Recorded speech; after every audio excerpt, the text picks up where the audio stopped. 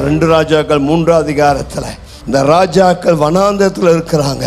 அந்த ஏதோம்ங்கிற இடத்துல இருக்கிறாங்க. தண்ணி இல்லை, வறட்சியான காடு.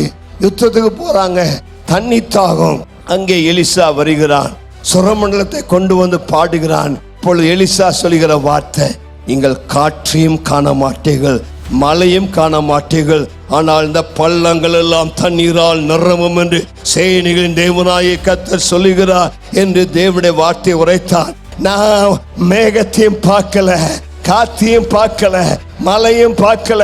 என்னுடைய வாழ்க்கையில ஒரு மேகம் இல்லாம இருக்கலாம், என்னுடைய வாழ்க்கையில ஒரு காட்சி இல்லாமல் இருக்கலாம், ஆனால் ஒன்றும் இல்லாமையிலிருந்து அற்புதங்களை செய்கிற தேவன் எனக்கு வனாந்தரத்திலே தண்ணீர் தடாகங்களை உண்டு பண்ண வல்லவராய் இருக்கிறார்.